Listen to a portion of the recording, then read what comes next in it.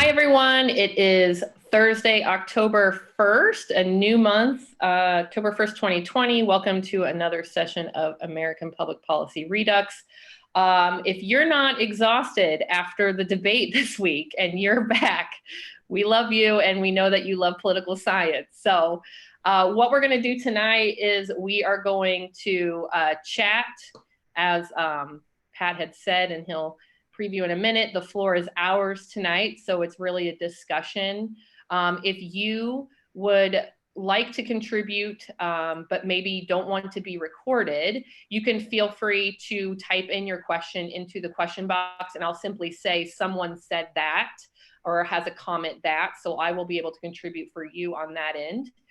As I mentioned, this is being recorded, so with active speakers. So if you are speaking, you will be recorded and placed on the YouTube channel that Pat has. And then we're going to, as soon as the conversation ends throughout the night or at the very end of the night, we will then stop the recording and then we can have an open discussion about the debate for this week if we are so willing. So we'll see how tonight goes. And then if there is time and if people are willing to stick around and chat about this week's epic, I'll use the word epic, nothing like it debate. If you can call a debate, that'll be fun, I think. So that is all I have. Pat, why don't you set us up for what your expectations are for tonight? Okay, I'm gonna do a big dose of shut up, and I told Michelle I don't want this to devolve into a series of dyadic exchanges where one of you says something and then I respond and then we move on to the next person and they say something and I respond to that. So like I said, I'm going to do a big dose of shut up at the beginning and kind of wait for you folks to have a little more back and forth and exchange of information and ideas before I jump in. For one thing, I think that's just the best way to do it. And so if you all sit on your hands, we can move right to talking about the debate, but I don't think that's what we want to do. The ball's in your court. Let her rip. Whoever wants to jump in first, cool. I'm sorry. Now remember, we're interested in gathering information, anecdotes about pieces of information that don't seem to jibe terribly well with the framework that I laid out last time. Okay, so I'm looking for where it looks like things have where I was wrong. And we need to make a correction in terms of the way that we understand what's going on. And that information could be from direct personal experience. You could have been in a policymaking position and seen something happening in the office or something happening in committee or something happening on the floor that reflected events or developments that run counter to what I laid out last time. It could be you've talked to somebody who's been in those situations. It could be you ran across news. I don't care where it came from. I'm just looking to bring information to bear on the discussion. Cool? Okay. Run with it, folks. And I know who emailed me thoughts, so I can also pick on those people too. And I'm looking at some of them sending like ESP vibes to them. Be the evil professor and call on people. Okay, I'll go first.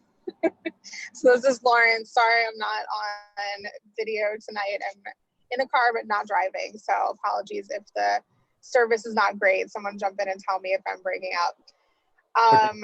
So a couple of things, and I don't want to get into too many different topics. So maybe I'll just start with the first one since we focused think probably the most on contributions and PAC involvement on the last call. So I think, obviously there is money everywhere, right? So every side, both sides of the aisle, every side of an issue. And I think in practice, at least, and I know it doesn't look this way on the outside, but in practice, at least, in my view, it almost cancels each other out because it's everywhere. So you have, $1,000 on one side of an issue, $1,000 on another side of an issue. So it's really not affecting positions or votes. And I think, Pat, you made that point on the last call with a study that showed there actually was not very much correlation between political contributions and voting record.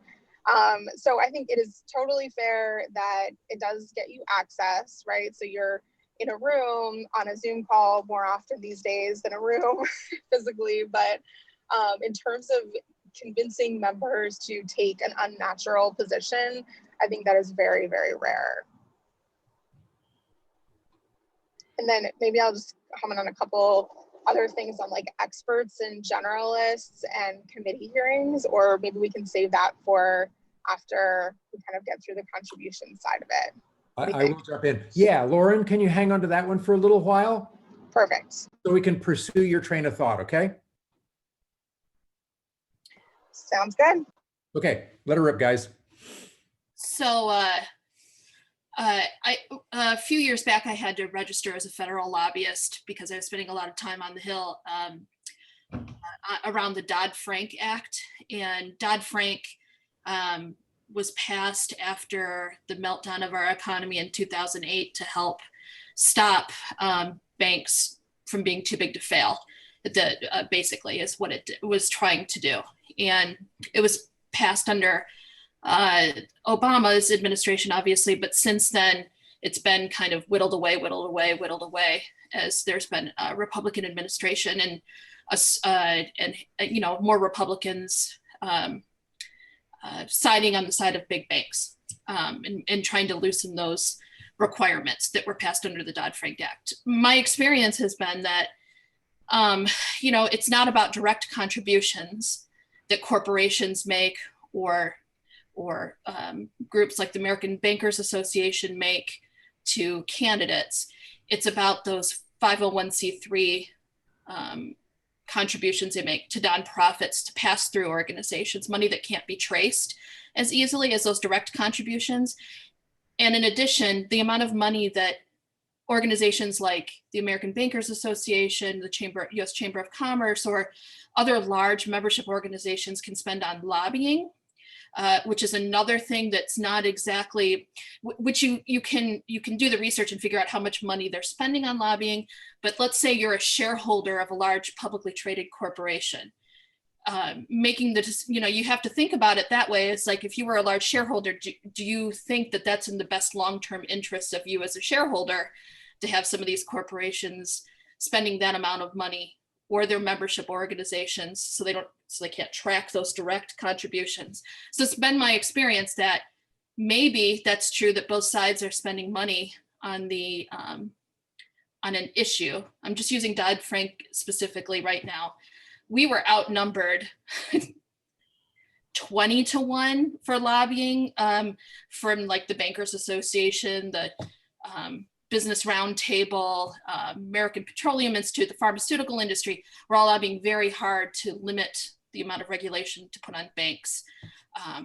And I mean, I don't know how it got passed at the end of the day, mostly because we had a Democratic Senate and a Democrat in office is how it got passed, I guess. But since then, it's been whittled away. So to me, my experience has been that the money that corporations and organizations spend on lobbying is really where the real money is. It's not so much those direct contributions, because companies don't do that anymore. They don't just make direct contributions to X candidate.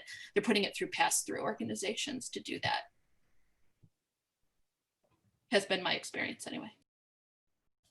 Thanks. What did you think about Lauren's comment that, so on your perspective is that her comment from what I gathered was that the same amount of money is being spent on one side as on the other, that it essentially cancels us out. So what I hear from you is that's not necessarily the case, right? Not even. I mean, There's plenty of evidence that's not true. Yeah, that's not a hard one. But it may not be a sort of, putting things on the scales. It may simply be a matter of, I mean, actually, if you think about campaign spending in congressional elections, if y'all remember that little bit that I did, Right. that you just needed enough to get name recognition. Well, you may just need, as a lobbyist, to have like enough visibility and activity on your side to reach a basic level, and then you're getting heard, and you're having some kind of an impact. But in terms of the amount of spending, it's not.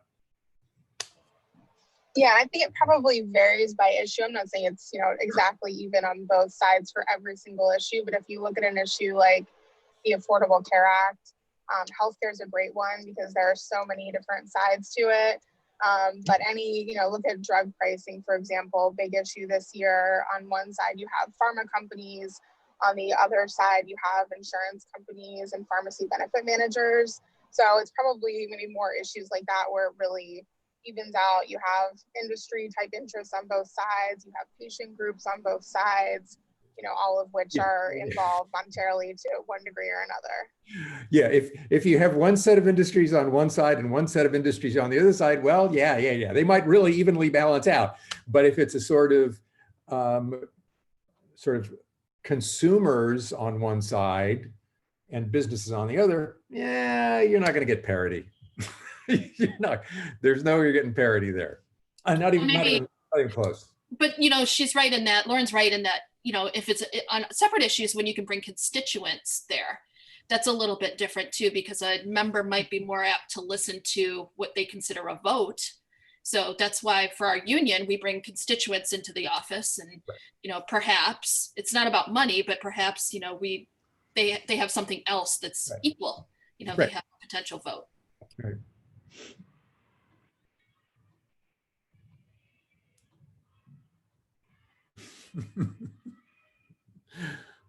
This is Denise. So I actually went and talked to a legislator that I'm really close with about our conversation. And she pretty much said, when I was talking to her about Citizens United and campaign finance, she said, no questions, it's a disaster. And I see it even in my best colleagues, how they are like listening to those that are giving money to their campaigns and responding to what they're saying, because they need, especially if they're in swing districts, because they need the money and they also need the votes. And they know that, if it's for a specific issue, those campaigns or organizations are going to reach out to voters, and it could impact their election, especially at the state level, because some of the elections are won by 34 votes. So anyways, that's the feedback I got from a legislator that I talked to.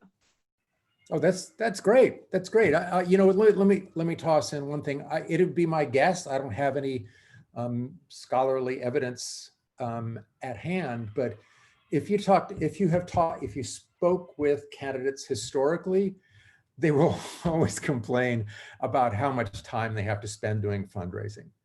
It is the most unpalatable, horrible thing that they have to do in the course of campaigning, is go ask for money, even if they're just doing the final ask, right? If the donor has been cultivated by folks in the campaign organization, you as a candidate, if it's big money, you've got to do the final ask on the money, and they hate it, and they will always complain about just how much time they spend doing that. I think that's probably increased, for some of the reasons that Denise is talking about.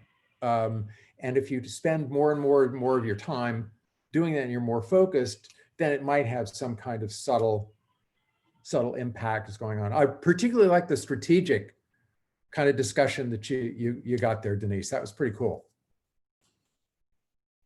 Other stuff?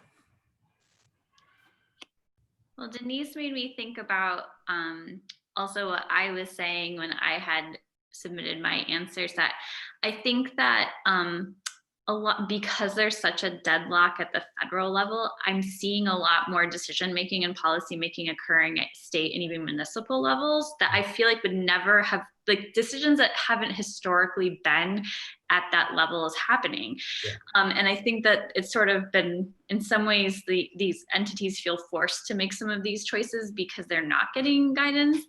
But then to this conversation about money, this is even influencing heavily even at that level. I mean, in Maine, for example, we have a lot of citizens initiatives that come up on the ballot. And there's no question that as soon as something comes up, we have these massive entities coming in with millions of dollars campaigning basically against the citizens initiative usually. It's usually against it. So, but it's also just an interesting dynamic change, I find, to see that play out.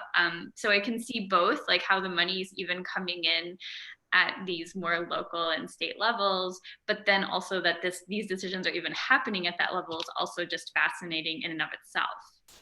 Yeah, yeah, yeah. You took my point, Megan. That was my point.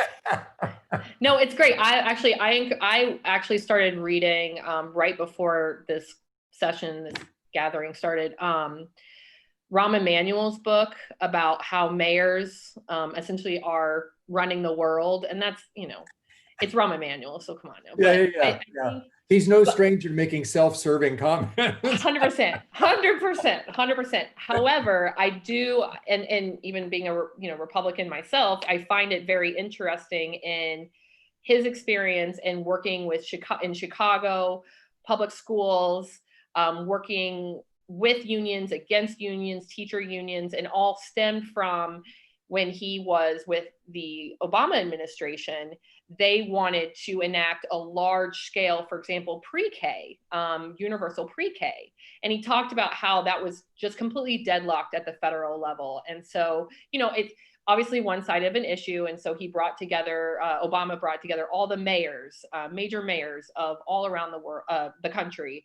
And he brought together, for example, then Bill de Blasio took that back to New York City. And he started talking about that was his first exposure to maybe things can move a little bit more on the local level, both state and particular in cities and mayors. And so that book itself, I'm only about halfway through, is chock full of examples about how the federal deadlock is preventing anything from happening on a national level. So his understanding of legislative process is moving down to a state, to a city level, and it is being influenced by those outside factors that you had mentioned, Megan. Yeah. And I mean, I think all of those, it's like the federal level is gonna contaminate politics, like down to the state and down to the local level,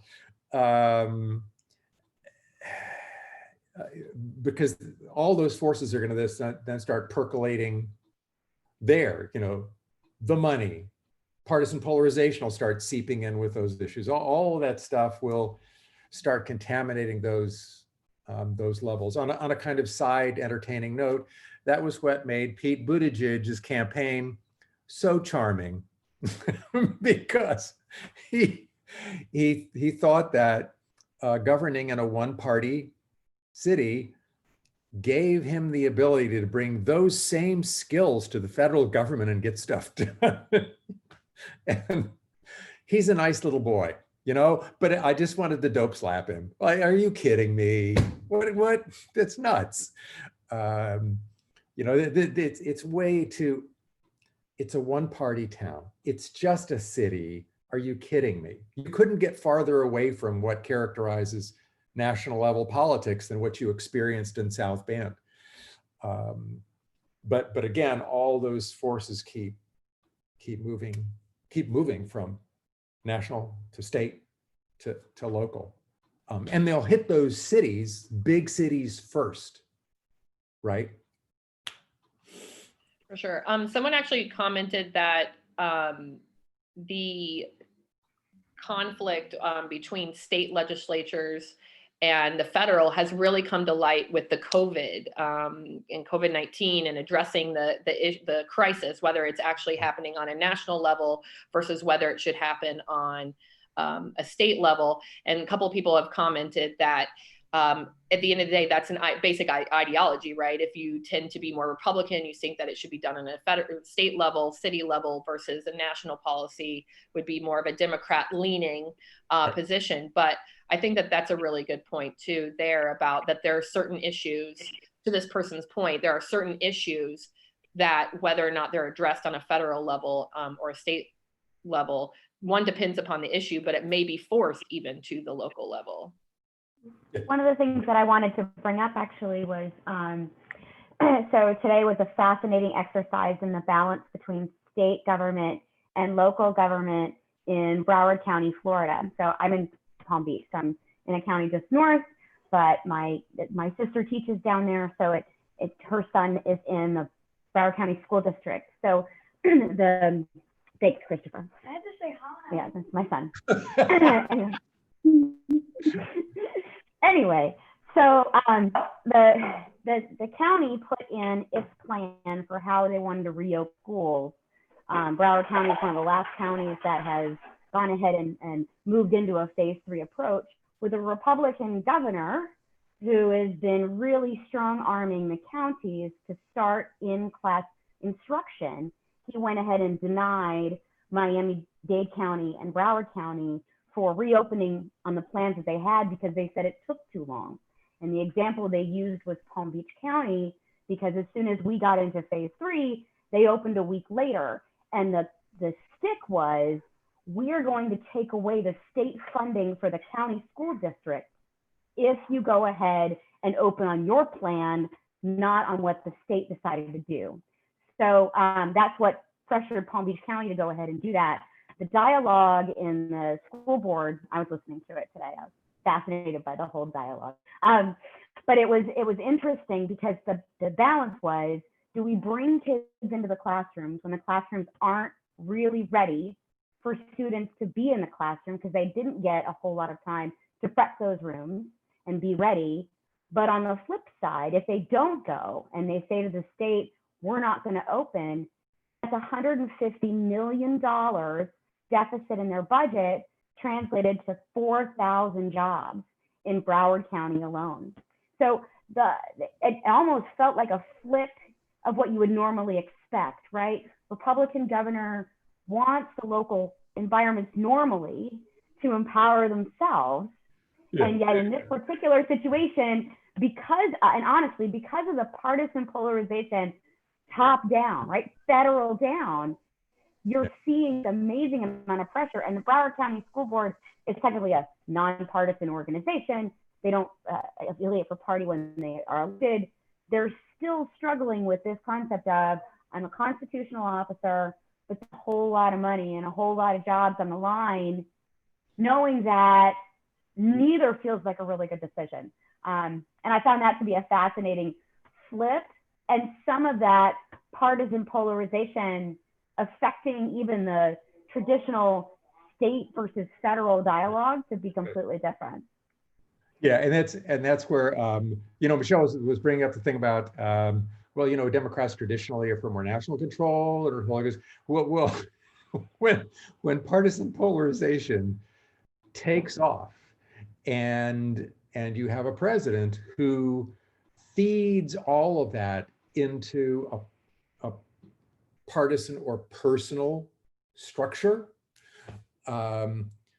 then that ideological difference between Republicans and Democrats doesn't mean a damned thing.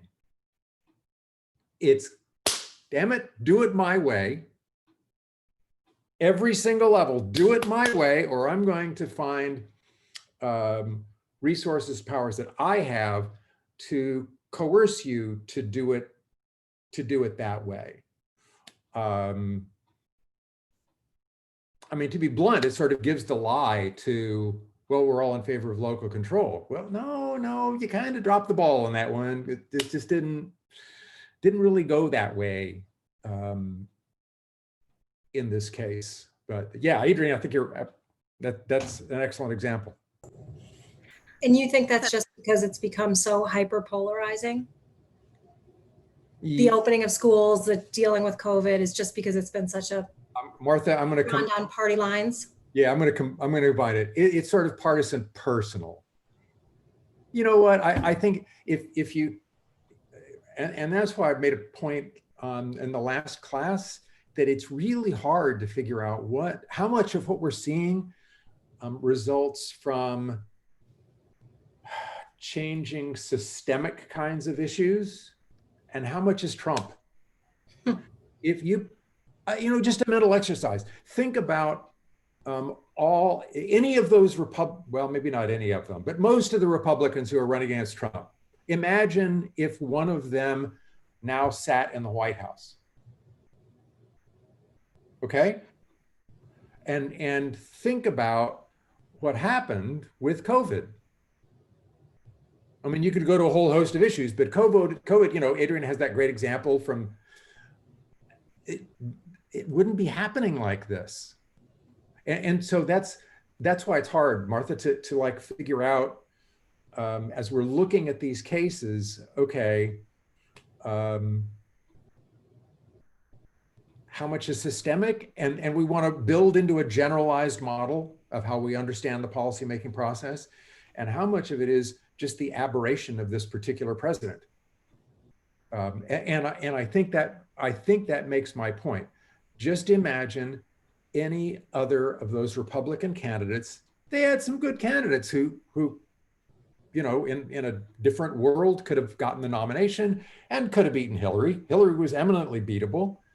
Put him in the White House and just do a mental exercise of thinking about things, and it wouldn't look like it looks now. I don't think. I mean, does anybody disagree with that?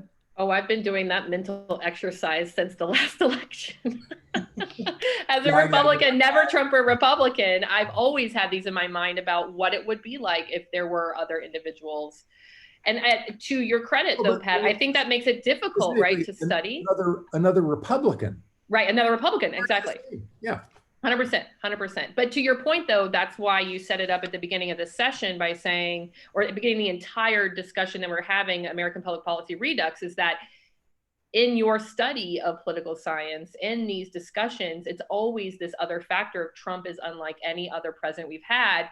So we cannot necessarily always 100% apply the understanding of political science to the government that exists right now. So that's part of how I've understood our discussions as well. Yeah. The only question that I've got, and this is something that I've been curious about, haven't heard yet in our class. So we talk a little bit about the old system really changing around the era of Reagan. Reagan made a huge difference. And I wonder, just in general, if you think about that, he was such a different president, right? And so Reagan, right? Reagan was at that time, he was outside of the norms. There was a whole lot that came with kind of change in even the fundamental ideologies between the two parties. Really took a huge pivot. So I do wonder whether we're seeing another one of those as a result. I mean, at some level, it's so easy to dismiss because I think Trump's looking that far ahead of himself. I'm changing the political discourse for all time. But I don't think Reagan did either, right? So there is this sense of, I'm curious around the nature of government around and underneath Trump, and whether we're looking at another potential systemic change that may change the process, or and whether it's so easy to dismiss it because of the person at the top. And if we think about, sometimes it was really easy to dismiss the impacts of Reagan because it wasn't really Reagan that was the impact. It was everybody that was surrounded Reagan that made it. Although Reagan was an impact. Right? Yeah, I agree with that. I agree with that. I'm kind of looking around there, and I taught a class on Ronald Reagan. some of you will be really angry that you spent 4 years here and I never did the course on Reagan while you were here. I know, I wish we took that. Yeah, it was, there's a really ugly story about it, but it was that Reagan really did transform things. And it was a kind, well, I mean, the reason I taught it was I heard from students. It was, you guys have been really good at holding my feet to the fire. Like I'll say stuff in class and then it'll come back to bite me on the butt. And so, you know, we do the public policy class and we get to stuff on the budget, and the budgetary process changes dramatically with Ronald Reagan, you know? And we're in the political parties and interest groups class, and the political parties and the way they work that changes with Ronald Reagan.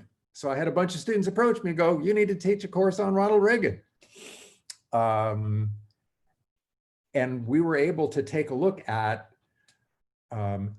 every aspect of American politics and how Reagan's presidency made significant changes every single one of those areas. I do, Adrian, I think that's a really interesting question about whether Trump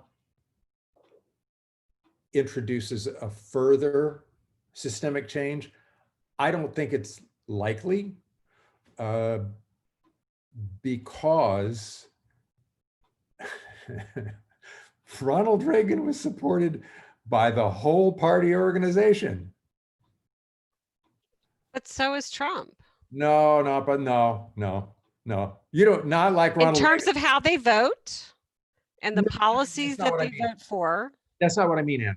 And the fact that they support his policies and have, right? Yeah. They're doing that. So he's the beneficiary of the system that Ronald Reagan created, where you've got partisan polarization there. But party organization people are leaving like rats on a sinking ship. They're getting the hell out of there.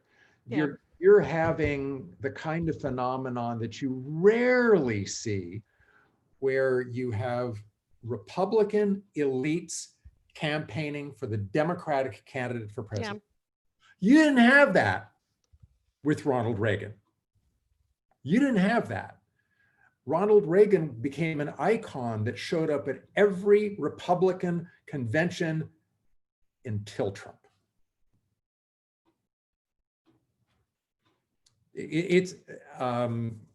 I can't, no matter what happens at this point, I can't see Trump ever occupying that sort of venerated, iconic status that Ronald Reagan had, where he could, and he really did in sort of the ways that Adrian was talking about, reshape the Republican Party in an enduring way. It's hard for me to believe that that's going to happen because of Trump. It's just that we're living in the middle of it and it's hard to see, you know, forward. But I don't see it. Yeah, probably, except for there may be people who now can see that sort of the rhetorical, I don't know how to say it, that you can be successful in politics without being without being a politician, that you can kind of bullshit your way, right? Into, and so that may change the candidates that run in the primaries. True. There's no sort of, with Ronald Reagan, there was an ideological content to it. There's no ideology with this. It's exactly as you described it, right? Mm-hmm. It's that you may get, and this is what candidates are like. They copy successful campaigns, right? You know, and so you're right. There have to be characters out there thinking that they can run like Donald Trump, at least on the Republican side, and can then, at the very least, win the nomination, given the nature of primary voters. But that doesn't say anything about where they're going to go. When Reagan was there, it kind of said something. When they copied Ronald Reagan, it said something about where they were going in policy terms. You know, I don't see any, there's no policy content with Trump. And that may be the primary reason why it's not going to introduce the kind of systemic change that Adrian is thinking might happen. But I'm going to point out we kind of went off line. I was just going to bring in one other factor, just different. I think to get back to the experts and expertise, the importance of expertise. I just was thinking that kind of technology and the internet and access to information has sort of, you kind of don't need experts because you can find you can find any expert to back up whatever position you have on the internet, right? You can, so I think it's diminished. It's not gone, but it's sort of, there used to be there was a cadre of people who were, quote, experts, right, who would come to hearings. But now you can Google on, the internet and you can find your own experts. So in a way, you kind of can create your own reality and support your own position. And I think it's exacerbated this whole idea of expertise, what it means, and sort of, I don't mean respect, but I do think it's played into this. So just an observation. I'm glad you used the air quotes there on experts because they're all claiming to be experts, but very few really actually are. Right. So there's sort of not a definition now, right? Or an agreement, common understanding. There's too much access to bad information. Yeah, and thank you. That was said very simply, but exactly. And the politicians can use that to support their positions. And there's not an easy way to push back on that on either side. Yeah, I'm going to say that, and folks may remember this from the Congress class or the public policy class, that it was, so buckle in, Republicans, because I'm going to take a shot at Newt Gingrich, okay?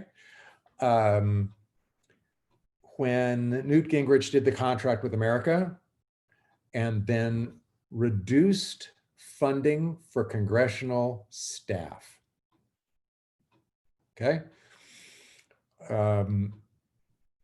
And I identified that in class as like a golden opportunity for lobbyists.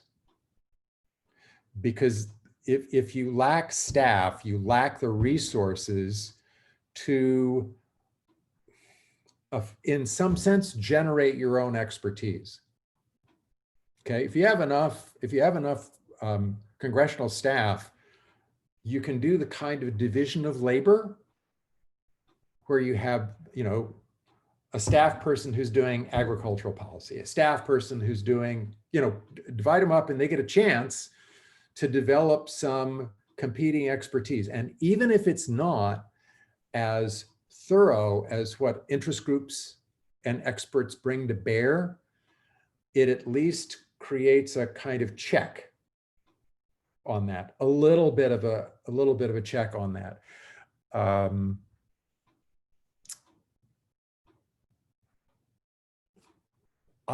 There's still not adequate congressional staff, and it's become this issue of demagoguery, and it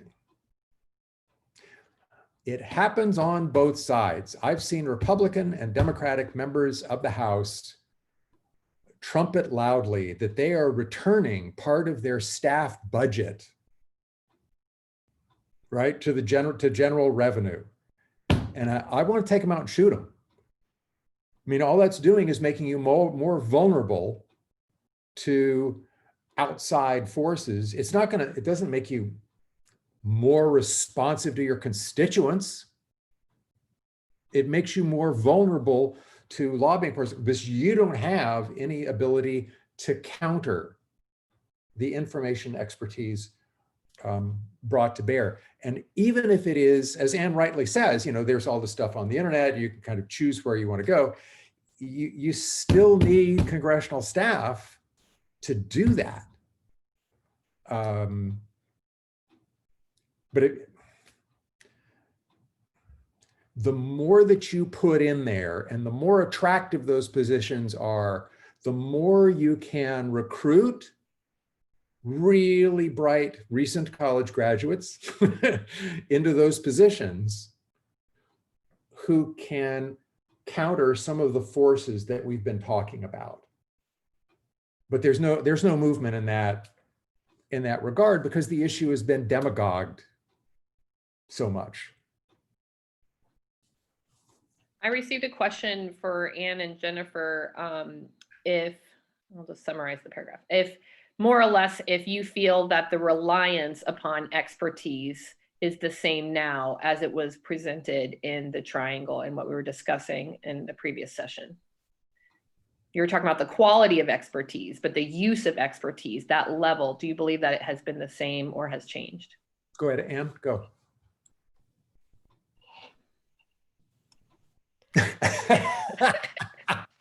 Oh, sorry. I love to put you guys on the spot. This is cool.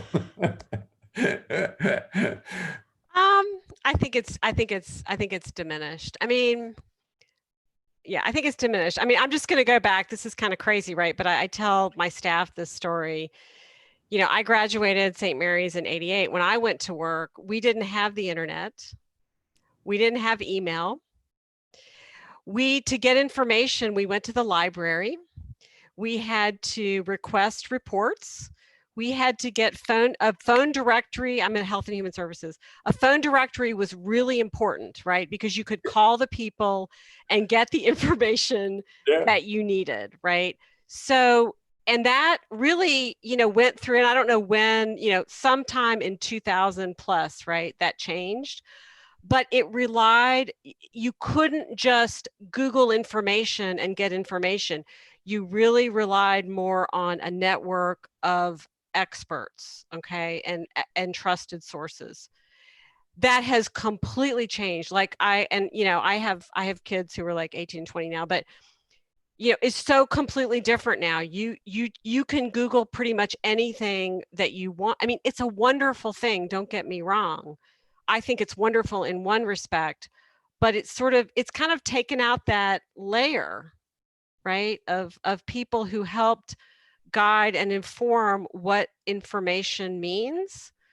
So I do think it has changed, and I do think it has significantly impacted. And I'm not going to sit here and say all for the bad, right? In some ways, you might argue, we can be more informed as citizens, right? And so it's not all bad, but it's not without its consequences. So I'll let the other person respond, but those are my thoughts. Yeah, and I think the reason that it goes ugly has to do with forces that interact with that. It's not that on its own. It's that interacting with partisan polarization. Right. So you then do the search, and in the context of partisan polarization, you see what you want to see, and you engage in confirmation bias, and you do all the kinds of thing that means you just hunt through until you find something on the internet that confirms what you already wanted to do, and then yeah. And by the way, we know that depending on how we search, the internet directs us in certain ways. Right. Yeah, that's a good point. That provide, when you said confirmation bias, that lead us into directions which might not even be. So they're doing it for us. Anyway, don't even get me started like about Facebook or, all this crazy stuff, right? It's just, yeah. I guess the point I wanted to make that I haven't really said yet is just, I think technology, I kind of said it with information, but I feel like the interface of technology has significantly changed a lot of things. And I think there's no checks on it. There's no checks. There's not checks and balances necessarily. I mean, what is a media organization, right? Is Facebook's essential, part of it really, in part, maybe it should be defined as a, it's like a newspaper. It's not a newspaper, but we haven't struggled with any of these issues because the policymaking process and the people we're so behind. We're so behind understanding what it means and what the impact is and how to help protect our democracy. Yeah. Yeah. I think what's changed in the 20 years that I've been doing the lobbying in here is that there's been more reliance on trade associations than ever before. So there's real subject matter expertise on very discrete topics. So I spent a lot of my time lobbying House Financial Services and Senate Banking.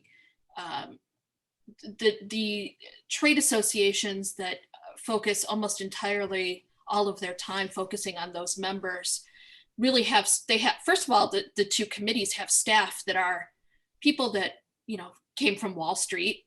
That's what they do. So they're absolute experts on the topic, the staff and that's different too. I think that they've really, there's some premium has been put recently on, Wall Street staffers to work there. And those are the people those aren't the people I necessarily want working for House Financial Services and Senate Banking. Whether or not they have the best interests of consumers in mind, I'm not certain. But I think what's changed mostly is that reliance on organizations don't do their own lobbying anymore. They hire trade associations to do it. And that's problematic. Right.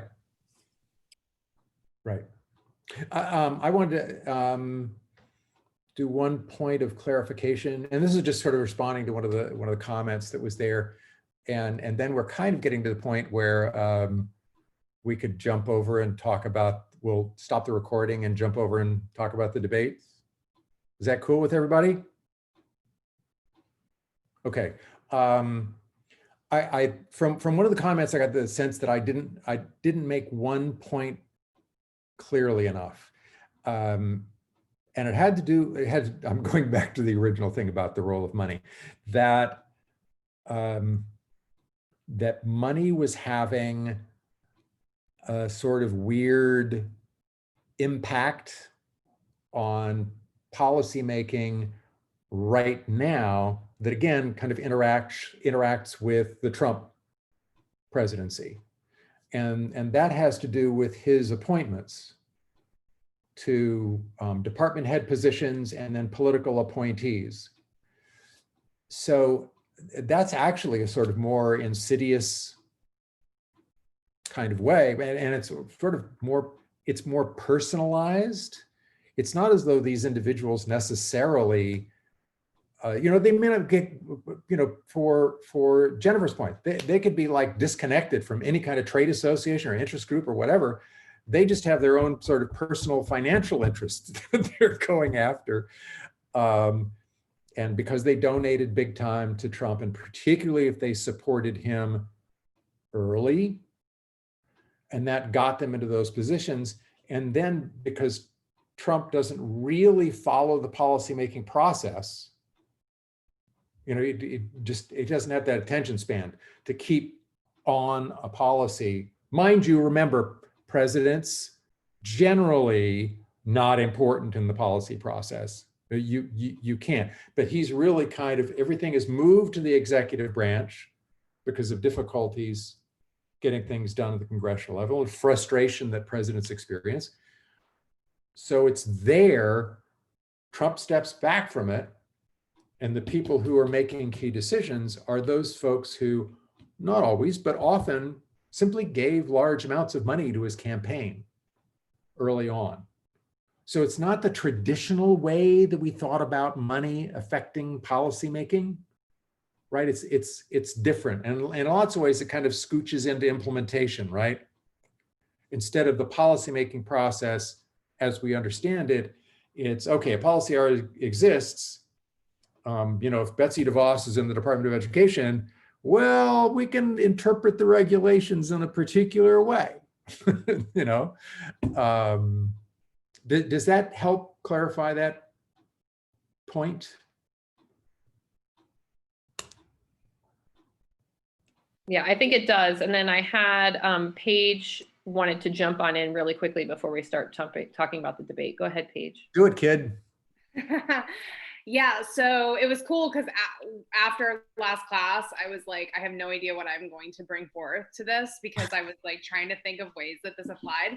And then to like my life or just things that I've experienced. And then I was listening to a podcast actually, and I know that we had some like conversations as far as like, is podcast necessarily the great source for news and information? Because it can be kind of like confirmation bias, like what we're talking about, Facebook and other things.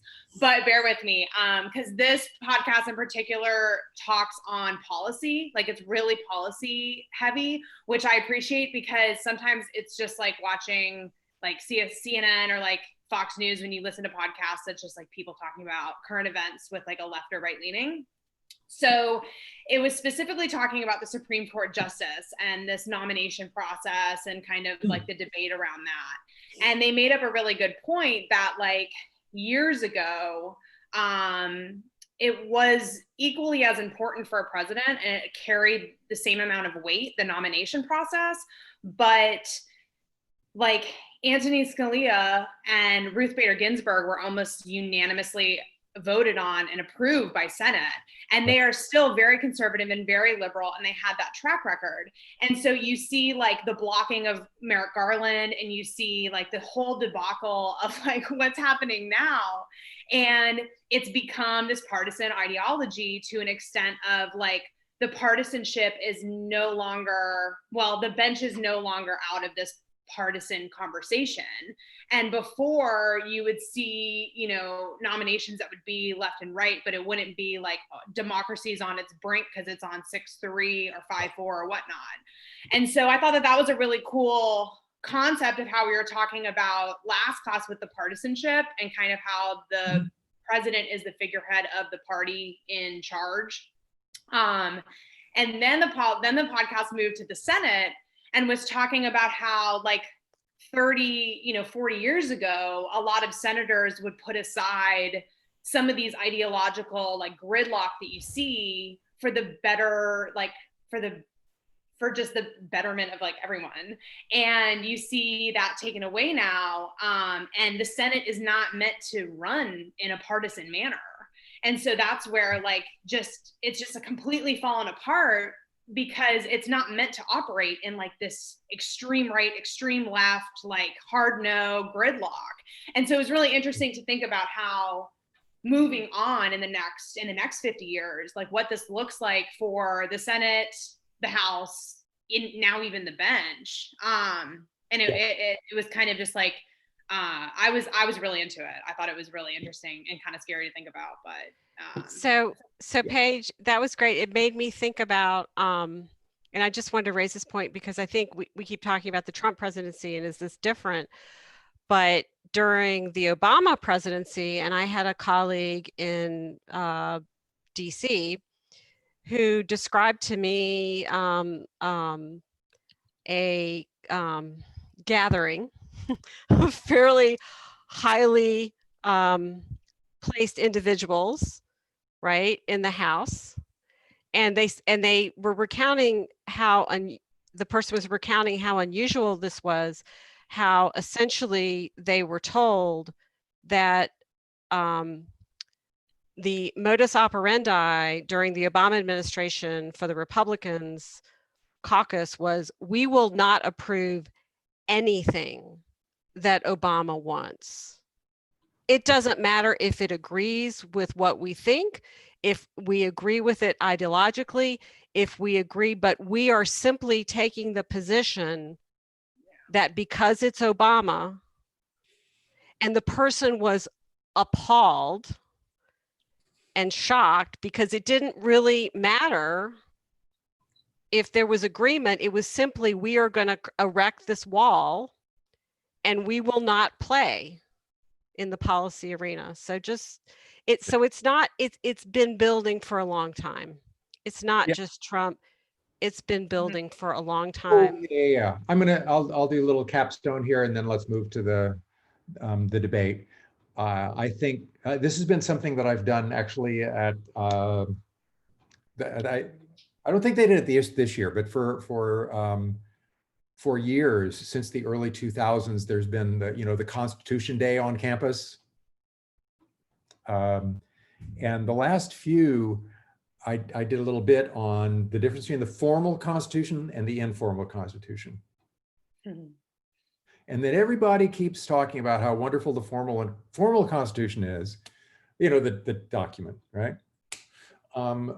And folks are now finally getting around to the point where they recognize, no, the informal Constitution is kind of important too. And you can see phenomena like those that Paige and Anne are describing, where the informal Constitution has broken down, and the kinds of expectations you find in the formal Constitution aren't met anymore. My very, very favorite has to do with how the Senate dealt with impeachment. The framers thought of the Senate even more than the House. If you were a member of the Senate, you should have a loyalty to your institution. You should resist any attempt by the House, by the president, by anybody to diminish your power. What did Mitch McConnell do? He went to Trump and asked him how he'd like the process to go. That is not what the framers had in mind. That you couldn't get any farther from that. And that, I mean, if you know your Federalist 10 and 51, ambition must be made to counteract ambition. You had to have folks who had a loyalty to their institution and had ambition for the integrity of that institution.